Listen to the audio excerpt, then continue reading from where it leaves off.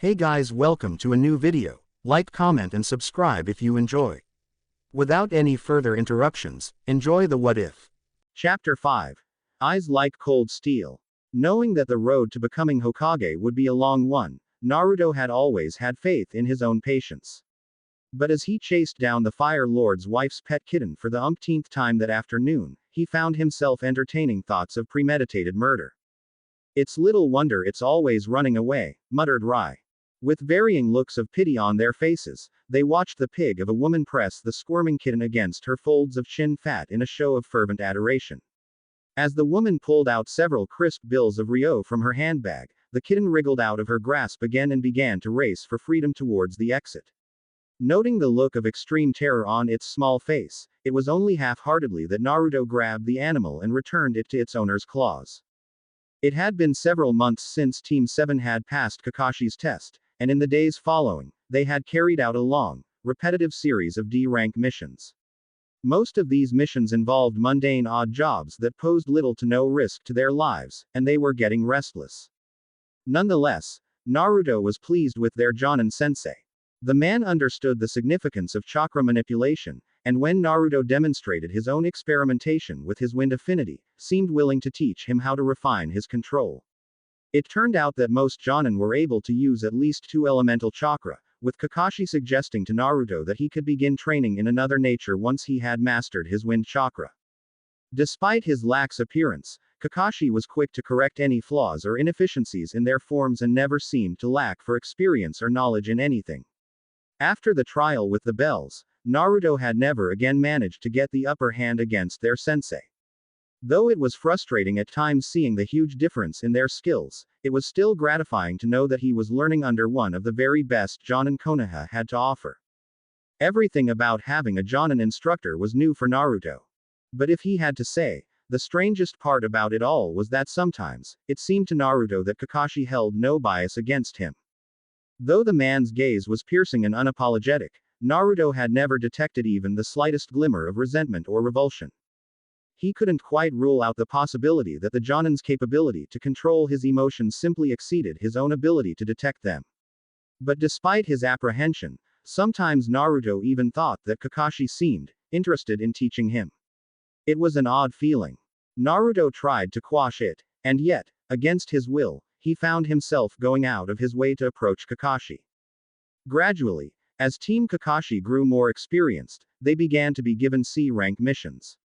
C-rank missions were missions anticipated to have some combat involved with the possibility of injury, and the 3 genin eagerly snapped up every opportunity they got. To Naruto's perplexity, the 3 of them worked well together. Despite his initial apprehension regarding Rai in particular, after their success in Kakashi's bell test, Rai had proved to be responsive and willing to follow Naruto's directions. And while Mayu had yet to directly address Naruto, she silently followed Rai. In terms of their abilities, they were a well-balanced team. Mayu was their scout, being easily the best at stealth and having a certain affinity with birds that allowed her to transmit messages over distances.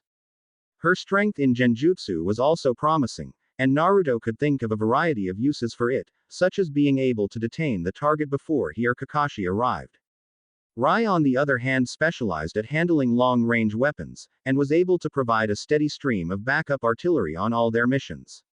Meanwhile, Naruto, who preferred close combat, was their main offensive power in taking down the target. He had begun receiving kenjutsu instruction from Kakashi, and had taken to strapping a tanto across his back. Their first 2 C-rank missions involved capturing dangerous wild animals that had been spotted around the lands of Konoha. Their third mission, however, was their first ever bodyguard duty. The mission's objective was to escort the caravan of a wealthy silk merchant and his family to the village of Yugakure in the land of hot water. Mayu and Rai flanked the caravan, with Naruto at its lead and Kakashi watching over from the back. Though the 3 genin were initially enthusiastic about their duties, the energy that had been bubbling within them at the start of their trip had all but dissipated by the 4th day. Having reached the last leg of their journey with little incident, the 3 were now dirty and tired. It was a matter of unfortunate timing that it was their sensei's turn to sleep when the rogue bandits attacked the caravan. It was the middle of the day, and everything seemed normal. Rai was laughing with the merchant's children, while Mayu watched them with a smile on her face.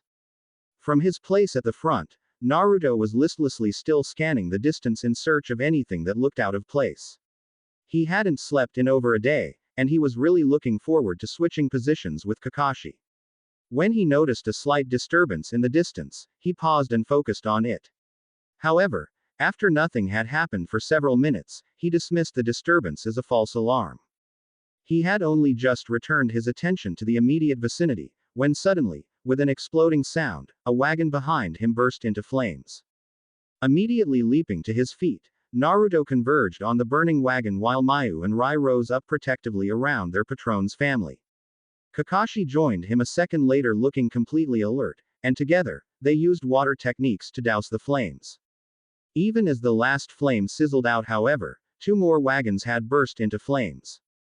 Sensing several shurikens spinning directly towards him, Kakashi flipped out of the way.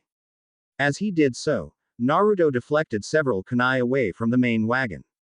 He missed one that had been sent later than the rest, and the kunai embedded itself into the glass of the window, cracking it.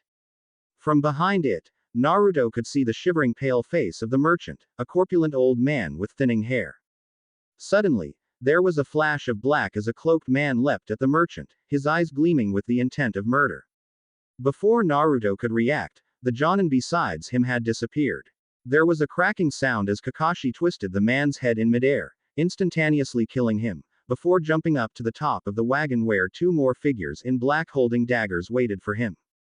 It had been so sudden, that Naruto jerked back. It was the first time he'd ever seen somebody die.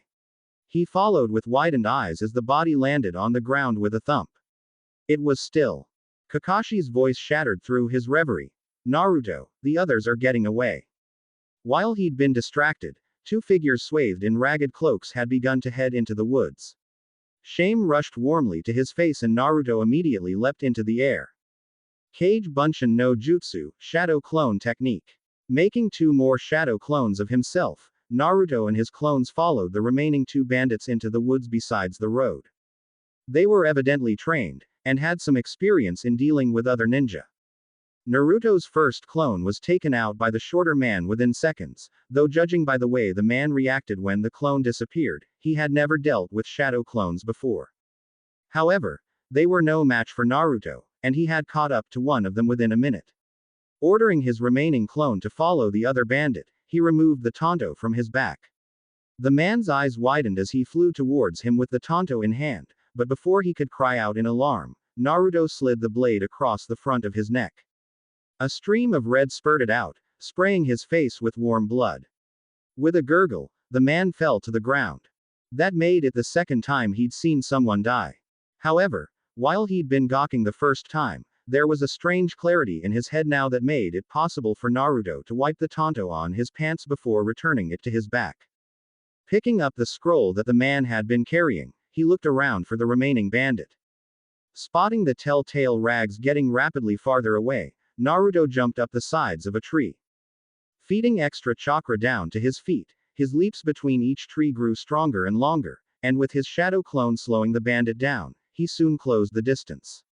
Naruto could see the man from up close now. Like the others, he was not wearing any identifying Hitai-8. The bandit's age was inscrutable, though the face was scruffy with stubble and worn down. The man could see the Naruto too now, his features twisted in visible shock.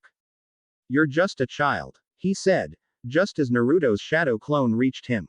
The man pulled out a kunai from a pouch and waved it threateningly at him. The clone easily kicked it out of his hand, and as it spiraled into the air, the real Naruto grabbed it. Knocking the man off balance with a leg sweep, Naruto pushed the bigger man down onto his knees with his foot, and pressed the kunai against his common carotid. "Why did you attack the caravan?" he asked. When the man didn't respond, he added pressure to the blade.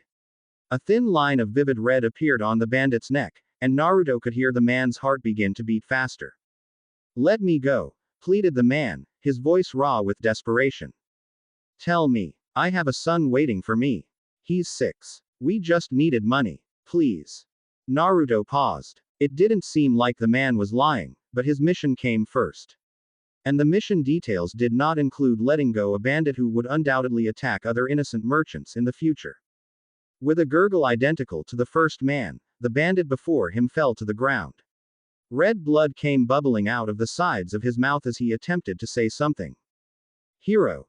The bandit choked out, before his eyes glazed over. He twitched once and then he was still.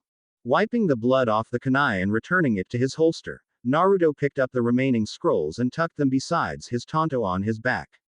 As he did so, there was a flicker of movement, and Kakashi appeared beside him with the body of the other bandit. Helping Naruto shoulder the second body, they returned to the caravan. All the fires had been put out, and the bodies of the two bandits that Kakashi had dealt with had been arranged neatly on the side of the road for their companions to later claim. The two bandits' bodies were laid to rest beside them. No one in the merchant's family had been more than superficially injured, and with Naruto returning the scrolls that the two escapees had made off with, their finances were also more or less protected. Naruto mutely accepted the gushing praises of the fat man, all too aware of the still wet bloodstains on his face and clothes. While Rai gave him a nod of acknowledgement, Mayu shot him a look of fear before turning away to comfort some of the younger children. When Naruto was alone, he raised a hand and touched his face. Lowering it, he saw that his fingers were stained red. He'd taken the lives of two men in the same amount of time it'd have taken him to eat a meal. It had been so easy too. Just a single slash across their necks, and they had ceased to matter. His thoughts turned to what the bandit had been trying to say in his final moments. Hero. His son's name, perhaps. By the time Kakashi told Naruto that he could rest for the rest of the journey to Yugakure while the Jonin took over his position, he was so tired that he accepted without comment. Clambering into the wagon and lying down, he immediately felt sleep envelope his weary body. The road to becoming Hokage is going to be long indeed, Naruto thought to himself as he drifted off. In his dreams that night, the bandit's body was gone from the side of the road. The only sign that it had been there was the faint trail of dirt and broken grass blades that led into the forest. Chapter 6.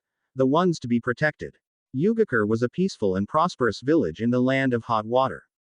The village was tucked away high up in the shrub-covered mountains, connected to the ground by carved pathways that spiraled down the side of the cliff rock. The country received its name from their famous hot springs, which were sourced by the many small rivers that furrowed through the land. These rivers all eventually cascaded down the side of the valley as thin waterfalls before joining a vast river. The village was apparently very popular as a tourist spot, and as Naruto and his team wearily walked past the entrance gates, they could see quite a number of families coming in with them. Within the village itself, there were a large variety of souvenir stalls selling festival masks, local specialties, and fans among other things. The center of attraction, however, seemed to be the big wooden archway with the words, Hot Springs, at the center of the village, which the majority of the people were headed towards. The sky was bleached with orange and purple as the sun set, and Kakashi decided that they would stay the night before leaving for Konoha at dawn. Hearing of their decision and overcome with gratitude for a job well done, the silk merchant gifted them with tickets for an overnight stay at a famous local inn with its very own hot spring. And so that evening, Mayu headed off by herself to the women's bath while Naruto and Rai hunkered down in the heated pool in the men's bath. Resting a soaked towel on his head, Naruto closed his eyes, letting his tired muscles soak in the hot water. With his eyes closed, he idly began to pick up the jumbled chatter of multiple surrounding conversations. The way they washed over him had a very relaxing effect. Oi! Naruto! Naruto opened a single eye to see Rai looking at him from the opposite end of the pool. Mirroring Naruto with a folded towel on his head, he had a mischievous look on his face. Much more than Mayu, and even more so since the incident with the bandits, Naruto had noticed that the other boy was talking to him with increasing frequency. It was a little bewildering and altogether new for Naruto. A small part of him skeptically wondered whether Rai was setting him up for something. However, since preserving the team harmony would be most beneficial to successfully completing their missions, he didn't rebuff the other genin. What is it? He said. Rai waggled his eyebrows. Think Kakashi-sensei'll take off his mask in the bath. Naruto pondered this for a moment. It was true that he had also never seen their sensei's face in its entirety, though he had never before thought too deeply on it. I don't see why he wouldn't, he said. I don't think he has a medical condition that requires him to always have a face mask on. I bet he's hiding a weird mole. Rai smirked. Or something else, he added with a more sober look, touching with his hand the knotted scar that ran across his cheek. Who's hiding a mole? Said a voice. It belonged to Kakashi, who appeared to be stepping into the bath area. He was standing where the white steam from the baths was thickest, and they could only make out the outlines of his body. As the man stepped closer to where the two genin were resting, Rai stood up impatiently with a splash, straining to see his exposed face. Naruto remained seated, but strangely enough, he also began to find curiosity bubbling within him. Just as Kakashi was about to come into view, there was a soft hissing sound in the bath indicating new hot water was being pumped in. A sigh of appreciation rising up among the men, a cloud of white steam drifted up, concealing everything around them. Soon, Naruto couldn't even see Rai, who was right in front of him, though he could hear the other genin gnash his teeth in frustration. This is nice, isn't it? He heard Kakashi comment congenially. This steam's making it hard to see anything. There was a splashing sound. Oh, there goes my towel. Guess I'll have to get a new one. There was another splashing sound, and then the sound of a wet foot slapping on rock as Kakashi climbed out of the bath. This is it, thought Naruto. Quickly making the appropriate hand seals, he then slashed his hand in Kakashi's direction. A gust of wind swept through the bath, rapidly clearing the steam clouds. There was a whistling sound, and then something that sounded like barrels crashing on rocks and breaking. This was soon followed by the sounds of high-pitched screaming from the women's side of the hot spring. Nice one, Naruto, cheered Rai. The steam had all but cleared from the bath now, and Naruto now saw that there were at least 20 other people standing around in towels. They were all looking around, blinking in confusion. Where's Kakashi-sensei? Asked Naruto. Ah, thanks for that, Naruto, he heard Kakashi say from behind him. I found my towel. Naruto and Rai whipped around, to see Kakashi back in the hot spring pool.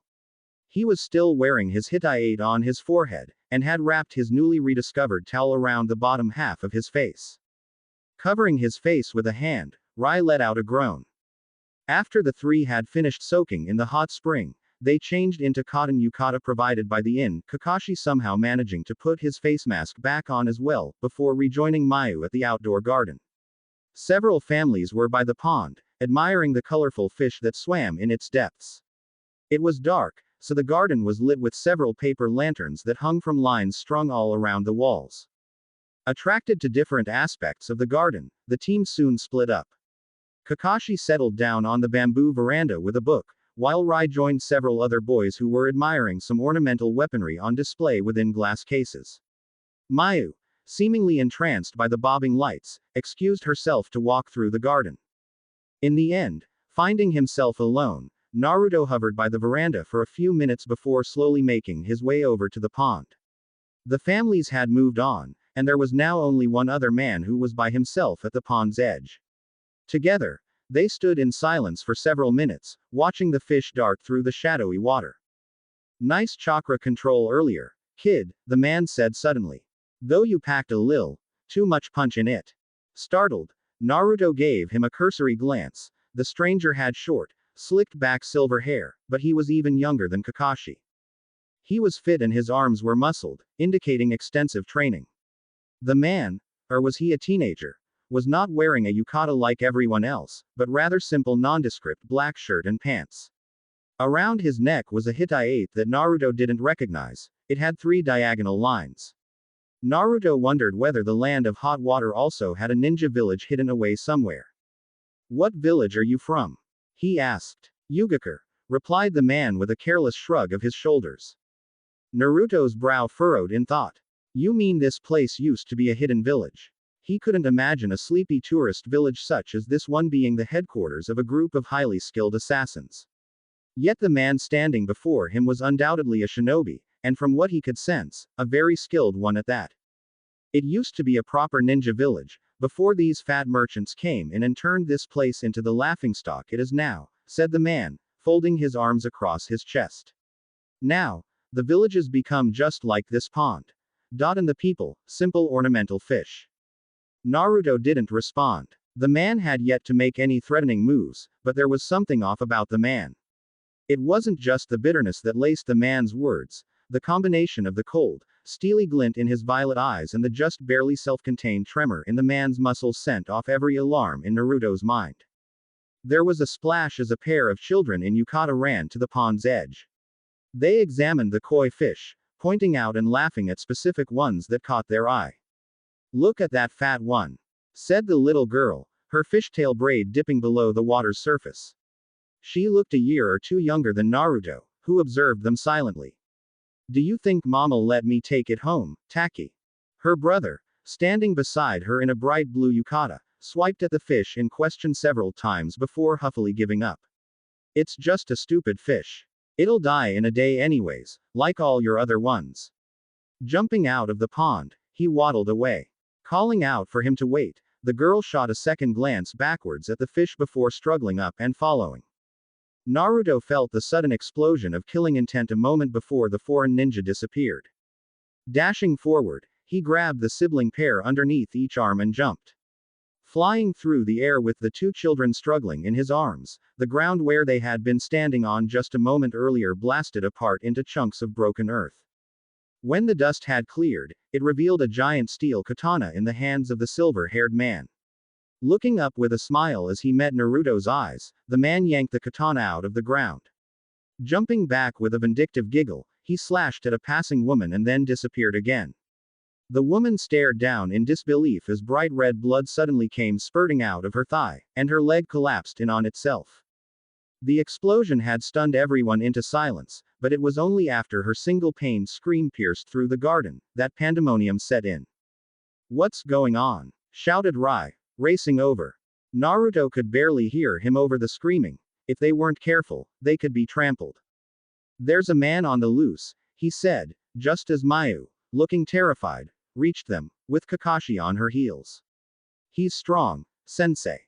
"All right, Team Kakashi," said the Jonin, looking around grimly. "I'll take care of him. You three focus on evacuating the citizens." They jumped into motion. Rai ran over to the locked entrance gateway, which a crowd of panicked people were now pummeling their fists against.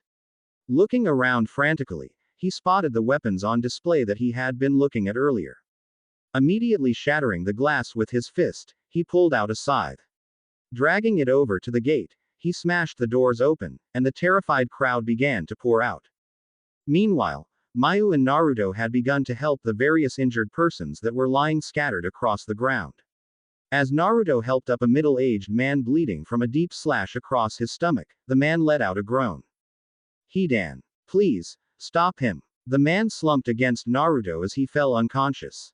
Mayu rushed over, and together, they propped the man upright against the wall of one of the buildings. Straightening up, Naruto quickly looked for Kakashi with shrewd eyes. He had never seen the Jonin look so serious before, and even the horror of their situation couldn't distract him from the opportunity this presented. Now, Naruto would be able to see him truly in action. He quickly spotted Kakashi standing in a clearing. And shivered. Even dressed in a yukata as he was, Kakashi's coldly furious face would have set the most battle-hardened veterans running in the opposite direction. As it was, however, the silver-haired man, Hidan, only laughed maniacally as he began to swing the heavy katana around. Despite himself, Naruto couldn't help but feel impressed by the sheer raw strength and power the man was displaying. "Don't just stare at me," said Hidan, tightening his grip on the handle of his blade. "Show me what you've got." Without responding, Kakashi disappeared in a flicker of white, and faster than Naruto had ever seen him move, kicked Hidan directly in the chest. Caught off guard, Hidan flew backwards toward where the two genin were watching.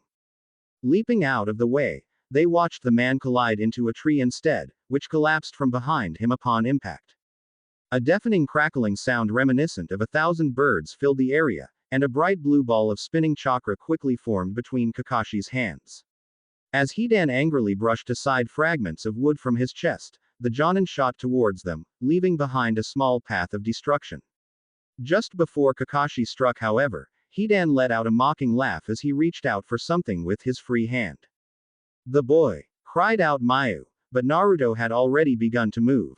Pushing himself to run faster than he had ever done before, he leapt into the air. The struggling boy in the blue yukata stared with terrified eyes at the incoming Jonin as he hung from Hidan's hands like a meat shield. Grabbing the neck of the boy's yukata with his hands and tearing him away, Naruto spun through the air. The crackling ball of lightning chakra passed by mere inches from his face. Hidan snarled in frustration and leapt backwards. Kakashi followed.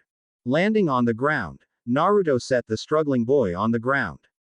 Mayu rushed to the boy's side to check for injuries, but he immediately pushed her away. He looked up at the two genin with only fear in his eyes. "Get away from me, you monsters!" he screamed, his small body shaking like a leaf in the wind. "We're here to help you," said Mayu gently, holding her hands up to show she wasn't holding anything. "No, you killed Nami," bellowed the boy, staggering backwards in his desire to get away. Naruto remembered the girl with the fishtail braid the boy had been playing with earlier. "Don't kill me too." Naruto stopped in his tracks as he remembered the bandits he had killed the day before. His clothes back in the inn were being washed, but it would take several more washes before the bloodstains completely faded. He suddenly wondered if the man's son was waiting for his father to come back, shivering alone in the dark underneath a forgotten bush. Would he be as frightened as this shivering boy in a torn yukata before him? "I won't allow you to die." Naruto held his hand out to the boy. "Trust me." The boy stared back at Naruto with wide eyes, his mouth falling open a little. He stopped. And he must have found sincerity in Naruto's expression, because he stopped trembling. Behind them, Hidan screamed in pain and in fury, and the terrible shrieking sound of shattering metal followed. Naruto saw, as if in slow motion, a jagged shard of steel whistle through the air as it headed straight for the boy who now reached for his hand. Chapter 7. Companions. Kakashi had just been nodding off to sleep when his mental warning bells suddenly went off. Immediately alert again, he hadn't had to look long to find the man behind the disturbance. He didn't know who this man was, but the Jonin knew that people like him, with such little regard for others' lives, were one of the most dangerous opponents to have around. And the least forgivable. "Don't just stare at me," said the strange shinobi, swinging his katana carelessly. "Show me what you've got." Kakashi obliged. Sending chakra into his feet, he propelled himself like a bullet towards the man. His opponent's violet eyes widened in surprise as his foot connected squarely with his chest. Letting out a grunt of pain, the man flew backwards and careened through a row of gangly trees. The Jonin raised his Hitai-8, revealing the 3 tomo of the Sharingan in his left eye, and lowered his hand, Reikiri lightning cutter.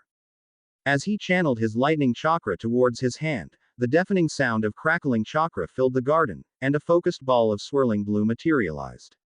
The silver-haired shinobi was still dazed from impact, and Kakashi saw with his Sharingan that he would not have enough time to move out of the way.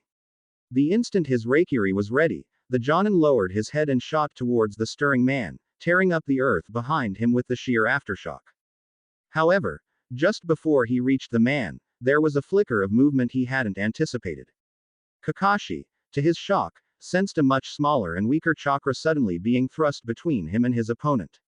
His hand was already moving towards the man's heart, however, and he knew that he wouldn't be able to stop even if he had to go through the child. A surge of roiling yellow chakra, Naruto, was already moving towards them, and Kakashi, with all the strength of his will, managed to inch his crackling chakra slightly upwards. Naruto tore the boy out of the man's grasp, and to his relief, evaded his hand. However, the brief instant it had cost him gave the other man enough time to recover and leap backwards. Kakashi's hand instead slammed into the ground. The earth exploded, throwing up a huge wave of dirt. Nevertheless, taking advantage of the wave, the Jonin followed under its cover and aimed a quick kick at the man. "Phew, that was close," said the man, blocking with his katana, and then swinging it at Kakashi. Slipping under the blade, Kakashi attempted to sweep the man off balance, but he nimbly leapt over the Jonin and slashed downwards. Though evading the sharp edge, the side of the katana crashed into the white-haired ninja.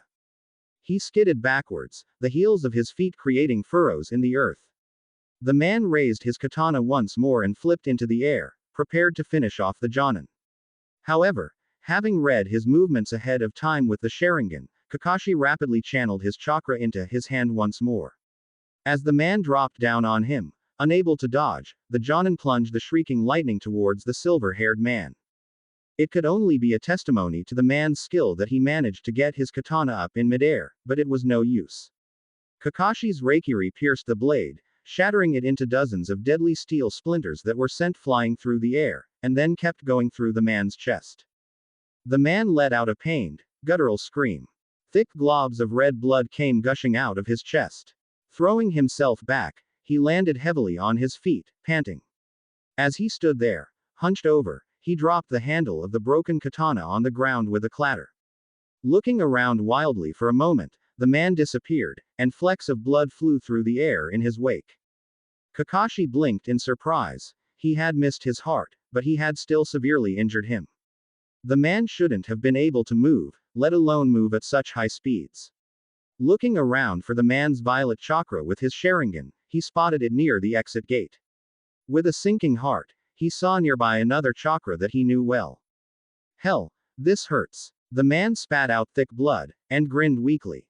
He squeezed the throat of an unconscious black-haired boy, Rai, and then nudged something on the ground with his foot. Nice weapon you got here. Real nice. Mind if I borrow it? Without waiting for a response, he kicked a red-bladed scythe into the air and grabbed it with his free hand. With a hateful look towards the Jonin, the man threw the genin into the air, and then swung down with his new weapon. The curved blades made a sick whistling sound as they pierced the air. Kakashi leapt into the air, and grabbed the limp body, spinning to avoid the blades.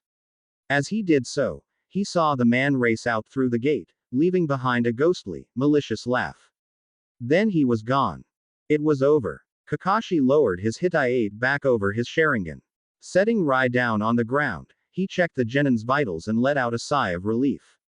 Looking around, he saw that most of the bodies lying on the ground had only superficial injuries. The biggest damage had been done to the garden itself. His eyes widened as he found his two other genin. Naruto, said Kakashi, running over. Mayu, what happened? Looking terrified, Mayu was trying to staunch a profusely bleeding wound on Naruto's bare chest. The boy was unconscious on the ground, the tips of his fingers still twitching. His yukata, which had been partially opened to reveal his chest, was torn and ragged. A long jagged shard of metal, covered in sticky blood, was on the ground besides them. Quickly putting the pieces together, Kakashi gently pushed the shocked girl aside. She obliged willingly, standing up. She put a comforting arm around a young, trembling boy that he didn't recognize. Gathering his chakra together, he prepared to use what little medical ninjutsu he knew to try and at least stabilize the boy, and then stopped. Impossible, thought Kakashi. Disbelievingly, he wiped away some of the blood that had pooled on the boy's chest, but saw that it was true. The deep wound was already healing. Even as he was watching, the skin was beginning to knit back together. Amazed, the Jonin blinked, as if doing so would somehow halt the healing. It didn't. He realized then that the sealed Kyuubi must have somehow accelerated Naruto's healing rate, perhaps by pumping out its chakra to save the boy.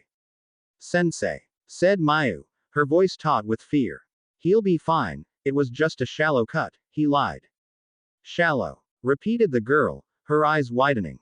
Kakashi wordlessly bent over, and picked Naruto's surprisingly light body up. There were shouts at the gate, and several medics came racing in.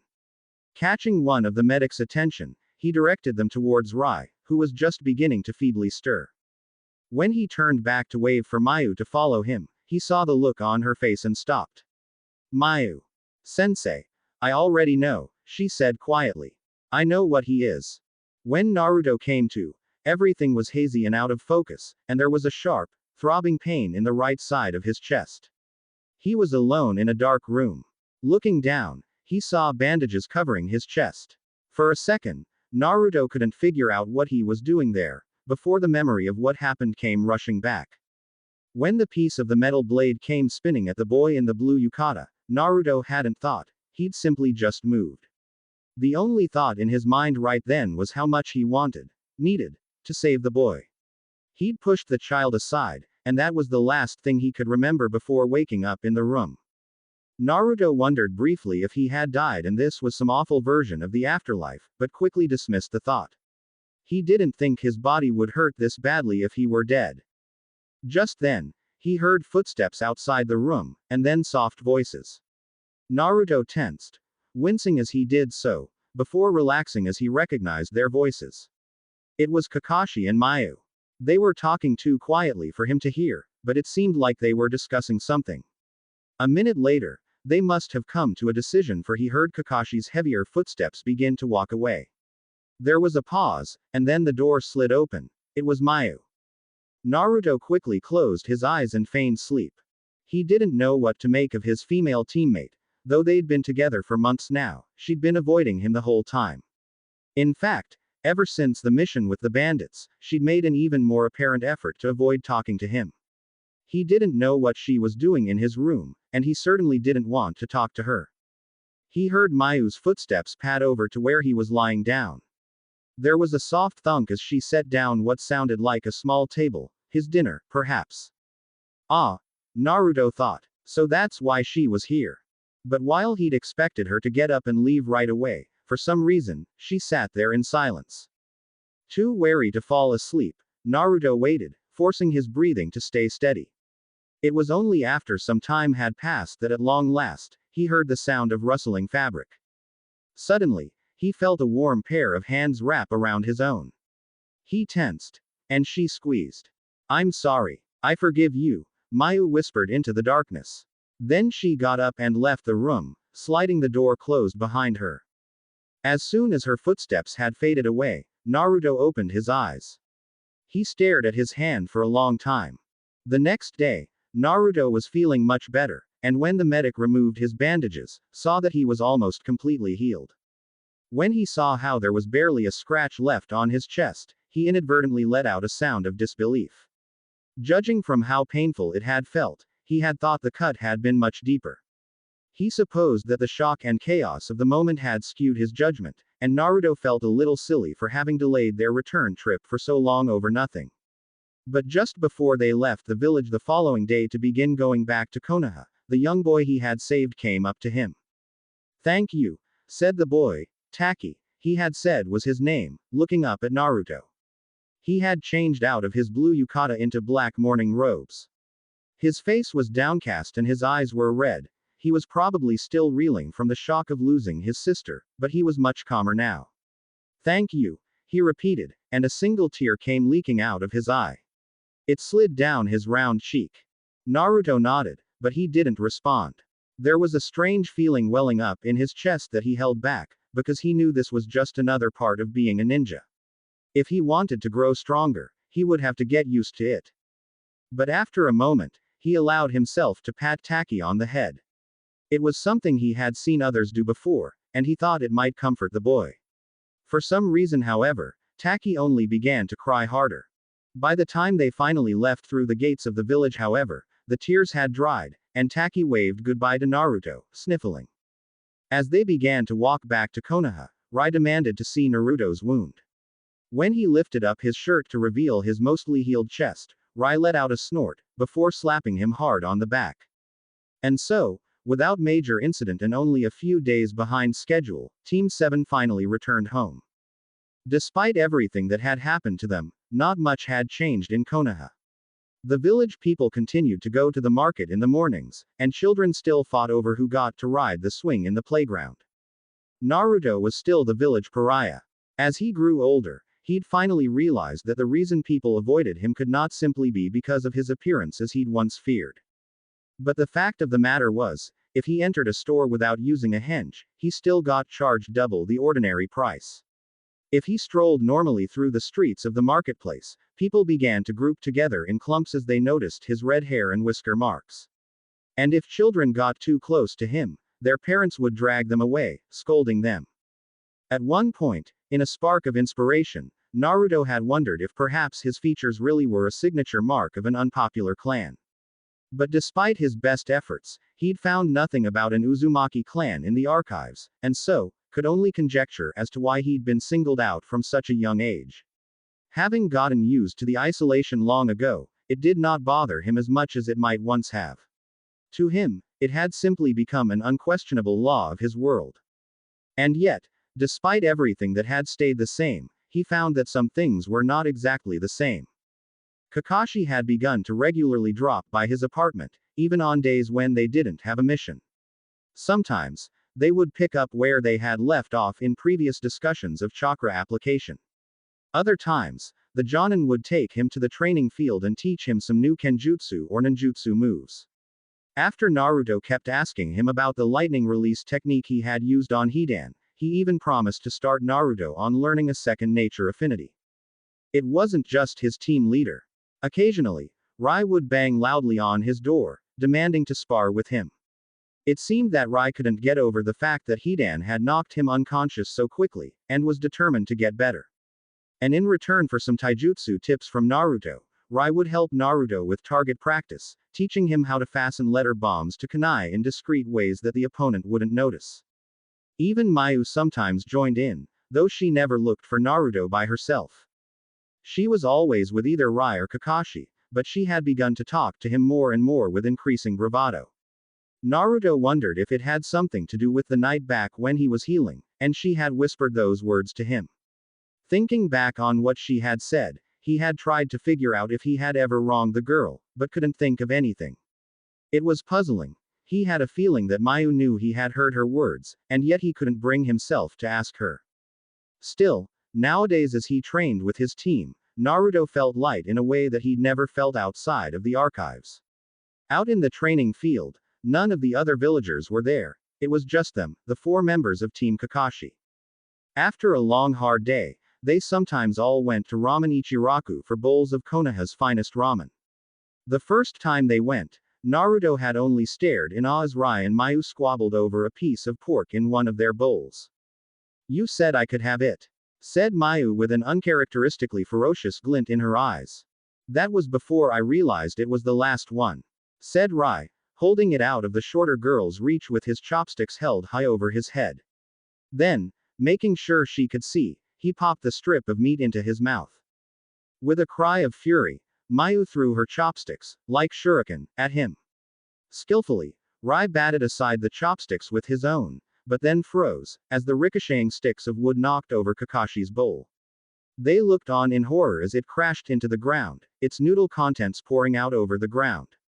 Taking one look at the frozen smile on Kakashi's face, Rai jumped out of his seat and began to beg for forgiveness.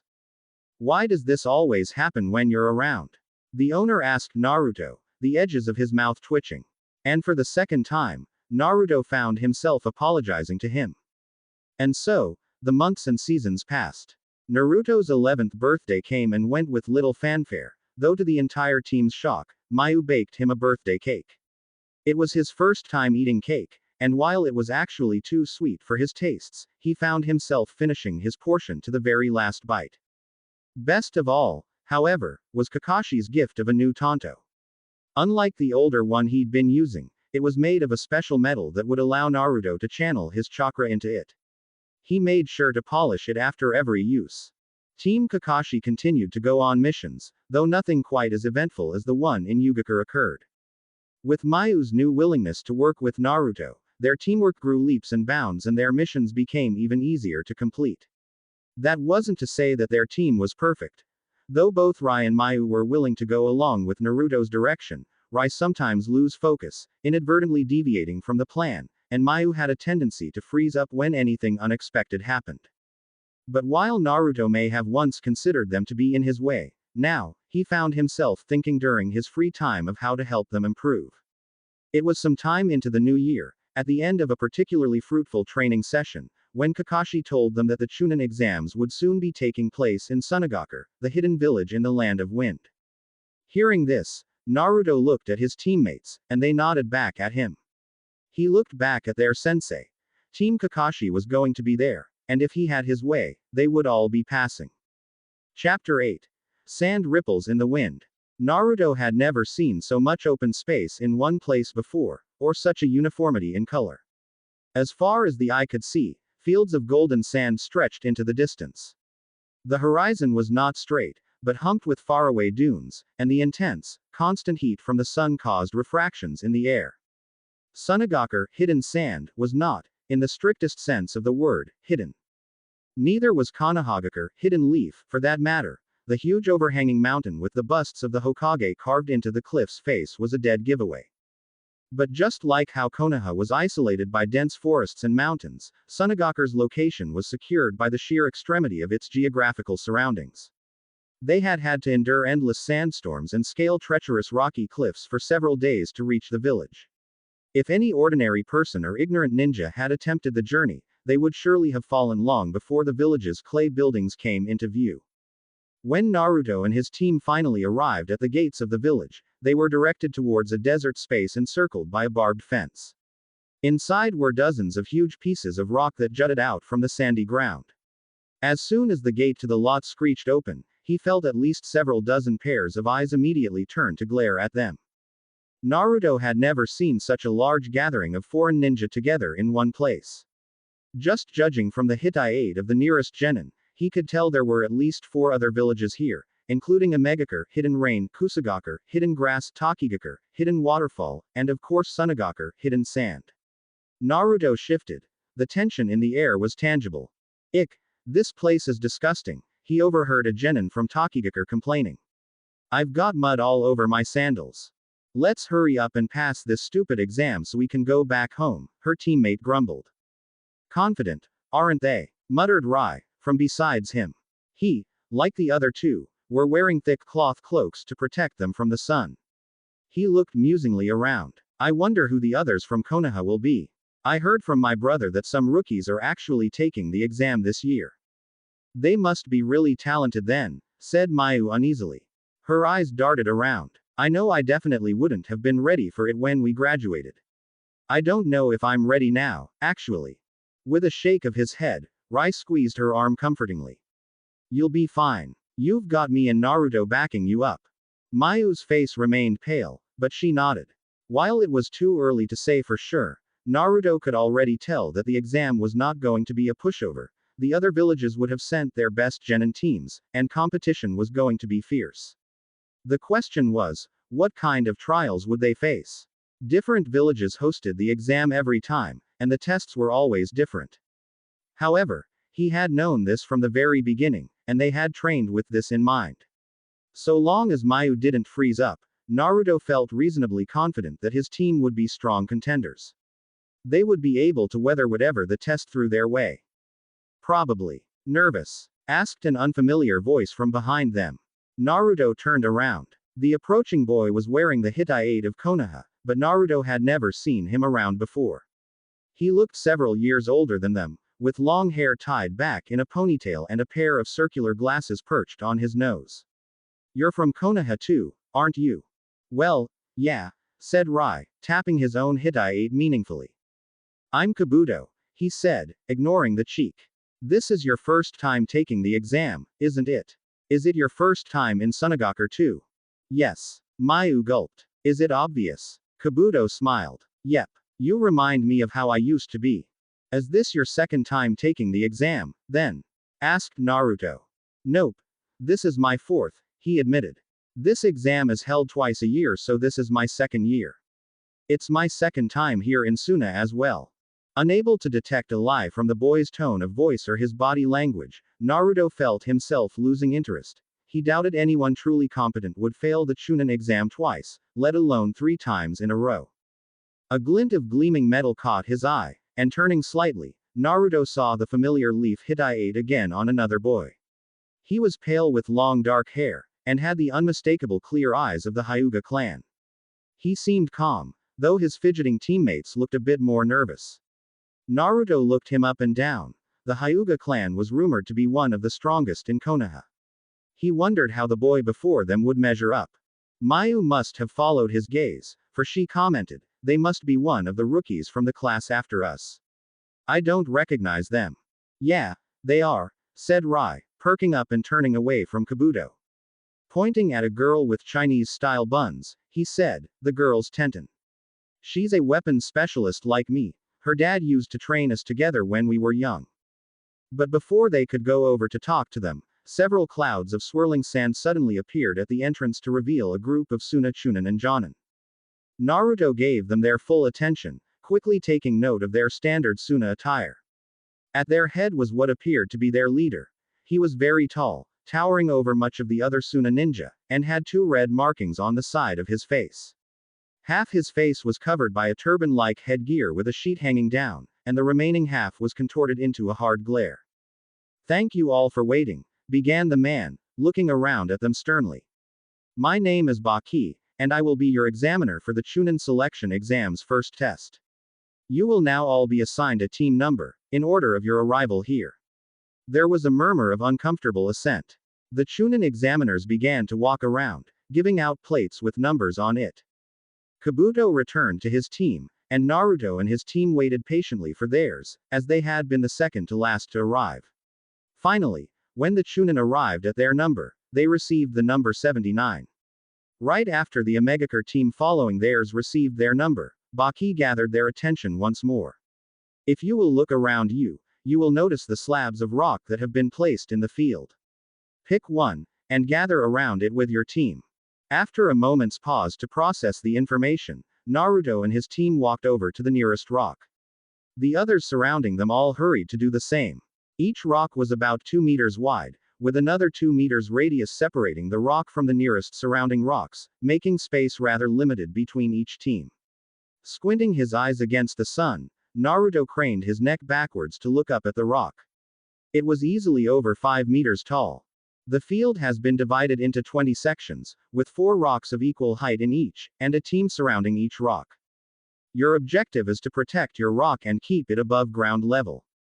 There are 5 ways to fail this test. 1. If your rock reaches ground level, your team automatically fails. 2. If, by the end of the time limit of 1 hour, your rock is at a lower height than any other rock in your section, your team will fail. 3. If you physically touch any of your opponents or their rocks, your team will fail.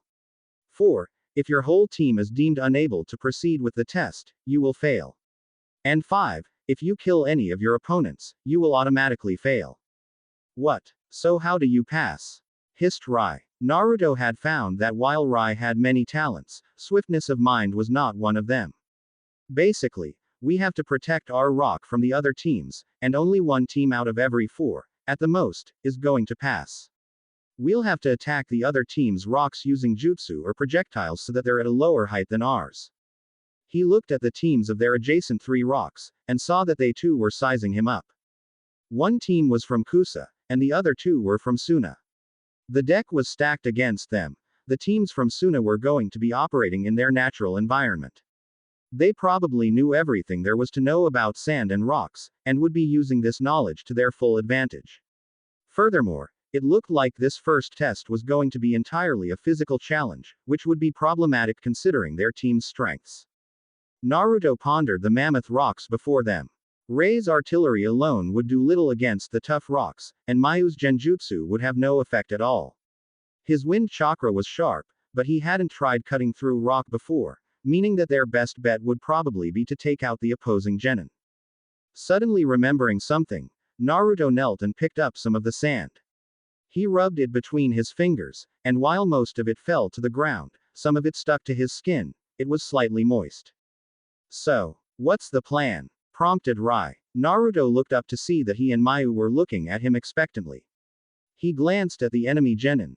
They didn't appear to be listening, but "We'll go with Plan E," he said, talking quickly.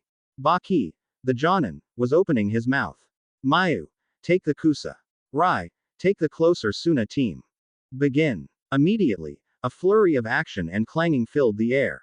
As Naruto quickly formed the necessary seals with his hands, he saw that the Suna genin were focusing their attentions on attacking the rocks. The genin from Kusa, like his team, were already attacking their enemy genin directly. As a stream of shuriken embedded themselves in their unprotected rock, pieces of rock shattered and crumbled down. Ignoring the attack, Naruto exhaled a small but powerful gale of wind from his mouth. Futon. Kyofu, wind release. Gale. Whipping through the surrounding rocks, it careened towards the Suna team farthest from them. They jumped behind their rock, easily avoiding it. The wind blasted harmlessly against the rock, which wobbled, but otherwise remained stoutly standing. Naruto smiled. Meanwhile, Mayu had lowered her hood, and unclipped her hair clips, letting her hair fall around her shoulders. Her hands blurred into action, and as she stoked them to life with her chakra, the blue bird-shaped clips began to twitch and ruffle their feathers, swelling to twice their size. Stretching their wings, they took to the air. Suddenly, there was a shout of pain as Rai managed to hit one of the Suna genin in both legs with shuriken. The genin fell to the ground, and several Chunin rapidly appeared by his side with a stretcher. As the incapacitated genin was taken away, in vengeance, the remaining two turned their attentions on Team Kakashi.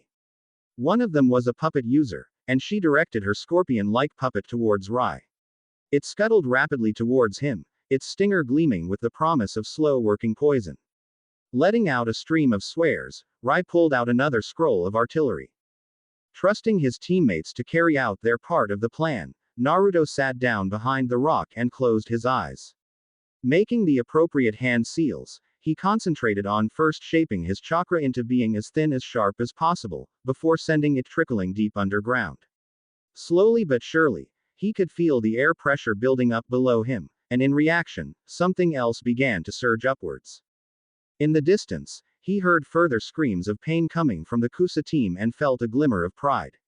Mayu's genjutsu operated through her blue birds. If a bird made physical contact with another person, they would immediately fall under her trap.